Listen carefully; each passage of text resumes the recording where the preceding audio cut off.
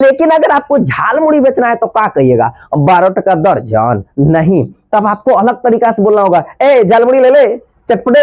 इस तरह से किसी भी पदार्थ में कणों की घनत्व को घनत्व कहते हैं। सीधा सीधी जानिए, जेकरा में ज्यादा पदार्थ ढांचल होगा ओकर घनत्व ज्यादा, आ जेकरा में कम होगा ओकर घनत्व कम। कॉन्सेप्ट को पहले समझ लेते हैं, ओकर बाद एकरा से आगे पढ़ल जाएगा।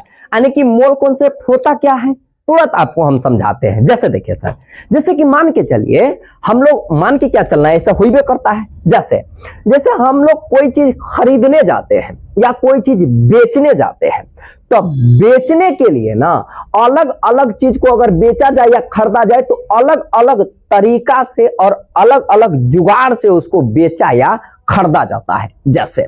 जैसे कि मान के चलते हैं हमको सोना खरीदना हो, तो सोना खरीदने के लिए अगर आप जाइएगा तो आप कोनो सोना वाला को थोड़े कहिएगा कि सुनिए ना हमको ये 100 ग्राम सोना दे दीजिए। मतलब आप ऐसे भी खरीद सकते हैं, हम ये नहीं बोले ऐसे नहीं खरीद सकते, लेकिन जो मजा ये कहने में है कि एक भरी सोना दे दीजिए। यानी कि अगर आप सोनमा को खरीदिए या बेचिएगा ना तो बोलिएगा कि इसको भरी में मतलब खरीद सकते हैं या बेच सकते हैं, अच्छा लगेगा, ठीक है। वही तरह से अगर आपको केला खरीदना या बेचना हो तो कौन चीज का जुगाड़ कीजिएगा, दर्जन में बेचिएगा। समझ में आ रहा है क्या? जैसे करके आप सोना खरीद या बेच सकते हैं, उसी तरह से केलबों को खरीद या बेच सकते हैं क्या? नहीं, केला के लिए दर्जन और सोना के लिए क्या आप भौरी का जुगाड़ कीजिएगा। आ लीची को कैसे बेचिएगा, सेकड़ा में, आ जूतवा को, जूता चप्पल को जोड़ा में नहीं बेचते हम लोग क्या। अब वही तरह से मान के चलिए, जिस तरह से जैसे हम जूता बेच लेते हैं, जैसे केला बेच रहे हैं, जैसे लीची बेच रहे हैं, वैसे ही झालो मुड़ी बेच लीजिएगा क्या? नहीं, झाल मुड़ी बेचने का अलग टेक्निक होता है, ठीक है। जैसे आप अगर चिल्लाइएगा ना केला बेचना है तो आप कहिएगा ना 20 रुपया दर्जन, 20 रुपया दर्जन, 20 रुपया दर्जन केला, ठीक है। अगर आपको लीची बेचना है तो आप कहिएगा 50 रुपया सैकड़ा, 50 रुपया सैकड़ा, 50 रुपया सैकड़ा। लेकिन अगर आपको झाल मुड़ी बेचना है तो क्या कहिएगा, 12 टका दर्जन नहीं, तब आपको अलग तरीका से बोलना होगा, ए झाल मुड़ी ले ले चटपटे। इस तरह से बोलना होता है ना, तो अलग अलग तरीका से बेचिएगा। झाल मुड़ी अलग बेचना है। उसी तरह से अगर कभी आपको परमाणु या अणु सब बेचने का जरूरत पड़ जाए, खरीदने का जरूरत पड़ जाए, तो आप कैसे खरीदिए या बेचिएगा? समझ में आ रहा है सर? तो इसको खरीदा या बेचा कैसे जाएगा, मोल में। सीधा समझिए, किसमें, मोल में। अब मोल में का मतलब अब नहीं कि जा करके बैठ गए मोल में कि मोल में बेचना है, दुकान नहीं लगाना है। अरे हाउ वाला मोलवा नहीं कहते हैं, जैसे one India mall, V mart mall, ऐसा नहीं, वो वाला मोल का बात नहीं कर रहे। मोल जिस तरह से एक भरी होता है ना, एक दर्जन होता है ना, उसी तरह से एक मोल होता है। समझ रहे हैं सर? अच्छी तरह से आप समझ रहे हैं। जानते हैं जैसे करके हमको कहेगा कि एक जोड़ा, हम बोलेंगे एक जोड़ा, तो एक जोड़ा में कई गो चीज होता है। अगर एक जोड़ा अगर जूता खरीद रहे तो कई गो हो जाएगा, 2 गो नहीं। अगर हम कहें कि एक दर्जन, अगर एक दर्जन कह दे बंधु तो एक दर्जन कहेंगे तो एक दर्जन में कई गो होता है, 12 गो। हम कह देते हैं एक सैकड़ा, तो एक सैकड़वा में कितना, 100 गो। ठीक उसी तरह से जिस तरह से सर एक दर्जन में 12 होता है, एक जोड़ा में 2 होता है, एक सैकड़ा में 100 होता है ना, वैसे ही करके कौनो चीज अगर एक मोल हो जाए, एक मोल, तो एक मोल में ना कुछ संख्या होता है। जैसे इसमें संख्या है, जानते हैं एक मोल में कितना होता है? एक मोल में होता है sir 6.02 into 10 to the power 23, ठीक है। अगर हम एक मोल परमाणु खरीदेंगे तो यहां पर बोलेंगे एक मोल में 6.022 into 10 to the power 23 item. अगर अणु लेंगे तो क्या हो जाएगा, अणु। आयन, तो आयन यहां पर लिखना होगा। समझ रहे हैं कि नहीं? इस तरह से अगर हम लीची लेंगे तो कितना लिखेंगे, एक मोल लीची में कितना लीची हो जाएगा तो आप कहिएगा क्या, एक मोलबा में हो जाएगा 6.022 इंटू 10 टू द पावर 23 गो लीची। समझ रहे हैं कि नहीं? ठीक है। जानते हैं इहे संख्यावा को ना, इहे एक मोल को एवोगाड्रो नंबर भी कहते हैं। याद रखना है, क्या कहते हैं, आवोगाड्रो नंबर, ठीक है, आवोगाड्रो नंबर भी इसको कहल जाता है, यानी कि एक मोल कहिए या आवोगाड्रो नंबर कहिए। एकरा जानते हैं सर सूचित का चीज से करल जाता है, Na से। Na कहे ना, Na कहे, आवोगाड्रो संख्या कहे, चाहे कह दे आपको एक मोल का वैल्यू क्या होता है, तो हर तीनों चीजवा का वैल्यू होता है 6.022 इंटू 10⁻23। आप समझ रहे हैं अच्छी तरीका से, ठीक है। एक से तनी मनी अगर आगे बढ़ेंगे ना तो हम लोग को समझना है सर कि ये मोलर मास क्या होता है। एक होता है सर मोलर द्रव्यमान, ठीक है, द्रव्यमान, ठीक है, इसको बोलेंगे हम लोग मोलर मास, ठीक है। और आगे इसी में आगे आपको हम समझाएंगे परमाणु द्रव्यमान, परमाणु द्रव्यमान। देखिए ये बात ना 11th का है, बात 11th का है, ये बात सही है, लेकिन 12th में एक काम है, यही खातिर 12th में पढ़ाना बड़ा जरूरी है, ठीक है सर। जितना चीज 11th का 12th में होगा ना तो ओकरा हम बेसिक कह के पहले पढ़ा के तब टॉपिक पर लाएंगे, ठीक है। तो ये 11th सब में आप लोग पढ़े होंगे। परमाणु द्रव्यमान आपको हम पढ़ाए हैं, ठीक है। परमाणु द्रव्यमान मतलब एटॉमिक मास जो होता है, आपको हम समझा दिए थे एटॉमिक मास। आज हम एक बार फिर से आपको हम रिवाइज करवा देते हैं क्या होता है। जैसे सर, जैसे मान लेते हैं, जैसे हम बोले सर 1 दर्जन केला, 1 सैकड़ा लीची, कोई दिक्कत नहीं, बोल दिए, आप समझ गए, ठीक है। ठीक उसी तरह से अगर हमको कहा जाए कि बताइए अगर 1 दर्जन आप केला लाए हैं तो वो केलवा का कुछ ना कुछ वजनों तो होगा, कैसे निकालेंगे उसका वजन?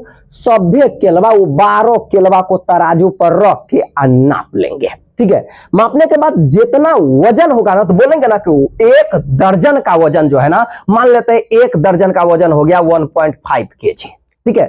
उसी तरह से हमको लीची है, 1 सैकड़ा लीची को अगर नापना हो तो 1 सैकड़ा में मतलब 100 लीची, अब 100 लीचिया को आप तराजू पर रख दीजिए और नाप दीजिए। नापला के बाद कुछ ना कुछ वजन होगा कि नहीं? जी बिल्कुल होगा। ठीक उसी तरह से अगर आप 1 मोल परमाणु ले लेते हैं, 1 मोल कितना परमाणु, 1 मोल परमाणु में कई गो परमाणु, 6.022 इंटू 10⁻23 गो परमाणु ले लेते हैं, ठीक है। वो परमाणुआ को तराजू पर नाप देते हैं, समझ में आ रहा है सर? 1 मोल परमाणु को नापने के बाद जितना वजन होगा ना, जितना द्रव्यमान होगा ना, उसी द्रव्यमान को बोला जाता है सर मोलर द्रव्यमान। याद रखना है, इसको सूचित किया जाता है सर बड़की m से, ठीक है। मोलर द्रव्यमान को किससे सूचित करेंगे? बड़की m से। याद रखना है, किसको कहेंगे मोलर द्रव्यमान? 1 मोल परमाणु के द्रव्यमान को मोलर द्रव्यमान कहते हैं, ठीक है।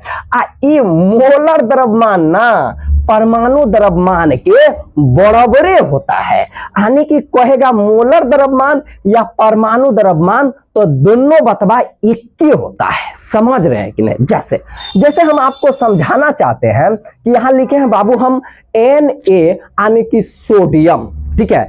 सोडियम का परमाणु द्रव्यमान के नहीं जानता है कि 23 होता है। सोडियम का परमाणु द्रव्यमान कितना? 23 होता है। समझ में आ रहा है? एक मतलब ये हुआ कि अगर सोडियम का परमाणु द्रव्यमान 23 होता है और परमाणु द्रव्यमान और मोलर द्रव्यमान यानी कि मोलर मास दोनों बराबरे होता है, तो सोडियम का मोलर मास कितना होगा? परमाणु द्रव्यमान के बराबर, यानी कि मोलर मास भी कितना हो जाएगा? तो 23 होगा। समझ में आ रहा है? मोलर मास किसको कहते हैं? इसका मतलब मोलर मास किसको कहते हैं? 1 मोल परमाणु के द्रव्यमान को। इसका मतलब यहां जो द्रव्यमान आप 23 देख रहे हैं ना, यह एगो सोडियम के 1 परमाणु का द्रव्यमान ही नहीं है। सोडियम का 1 परमाणु का द्रव्यमान 23 नहीं है। सोडियम का जब 1 मोल परमाणु को मापा जाता है, यानी कि सोडियम का कई गो परमाणु लेना होगा? 6.022 इंटू 10⁻23 गो। जब सोडियम के इतना परमाणु को आप मापिएगा ना तो लगभग कितना आ जाएगा? लगभग आ जाएगा आपका 23 AMU, एटॉमिक मास यूनिट आ जाएगा। समझ में आ रहा है? कितना आ जाएगा? 23 AMU, यानी कि किसी का भी अगर परमाणु द्रव्यमान का बात किया जाए, जैसे कि हम जानते हैं कि कैल्शियम का कितना होता है, कैल्शियम का हो जाता है 40, ठीक है।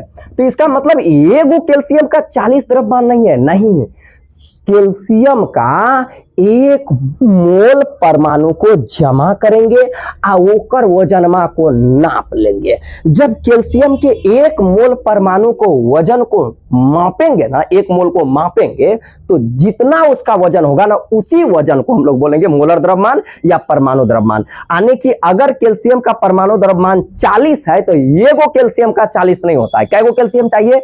इतना 6.022 इंटू 10 टू द पावर 23 गो कैल्शियम का परमाणु, ठीक है। इसको नापेंगे तो निकल जाएगा कितना? 40। तब कैल्शियम का परमाणु द्रव्यमान कितना हो जाएगा? 40, ठीक है। चलिए आगे अगर हम इसको समझने का कोशिश करते हैं तो समझिए, अगर हमको कह दे मोलर मास निकालने के लिए, मोलर द्रव्यमान, मोलर द्रव्यमान हम कैसे निकालेंगे? द्रव्यमान, ठीक है। द्रव्यमान निकालने के लिए अगर हमको कह दे तो हम क्या करेंगे? 6.022 इंटू 10 टू द पावर 23 कर देंगे, ठीक है। इतना तो परमाणु होता है, गुना करेंगे 1 परमाणु का द्रव्यमान, 1 परमाणु का द्रव्यमान। याद रखना है, क्या करना है? 1 परमाणु का द्रव्यमान। अब आप ही हमको समझाइए, इतना जो होता है, इतना क्या होता है? 1 मोल में इतना होता है। अगर हम जानते हैं, जैसे कि हमको एग्जाम्पल में हम समझाते हैं आपको, जैसे मान के चलिए यह एक डिब्बा है, ठीक है, और इसमें ना बहुत सारा गेंद रखा हुआ है, गेंद रखा हुआ है, ठीक है।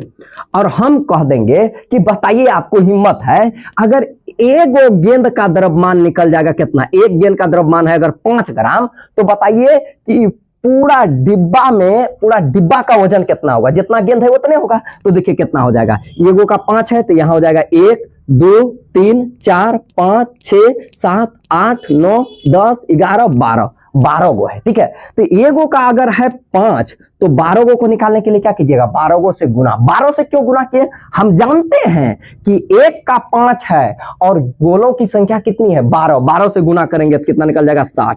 ठीक उसी तरह से इसमें परमाणुओं की संख्या कितना होता है? इतना। ये तो परमाणुओं की संख्या है, और 1 परमाणु का अगर द्रव्यमान से हम गुना कर देंगे, 1 परमाणु के द्रव्यमान से, तो कुल द्रव्यमान नहीं निकल जाएगा? निकल जाएगा। तो मान लेते हैं यहां, इसको हम मान लेते हैं m, छोटकी m, कोई दिक्कत क्या? अब आगे इसको हम लिखते हैं बड़की m। अच्छा, इसके बराबर ना बाबू, इसके बराबर हम एवोगाड्रो नंबर आने के Na भी तो लिख सकते हैं, आने हो जाएगा Na, ये पूरे के बराबर Na। इसको माने क्या है? 1 परमाणु का द्रव्यमान क्या माने हैं? छोटकी m। तो छोटकी m बराबर बड़की m बराबर क्या हो जाएगा? Na इंटू छोटकी m। तो अब बताइए, ये गुणमा में है ना, गुना में जो चीज रहता है ना बराबर के इधर आएगा तो हो जाएगा भागा में, ठीक है। तो ई Na को इधर लाते हैं तो हो जाएगा बड़की m बटे Na, और यहां हो जाएगा m। यानी कि 1 परमाणु का द्रव्यमान आपसे पूछेगा तो क्या बताइएगा?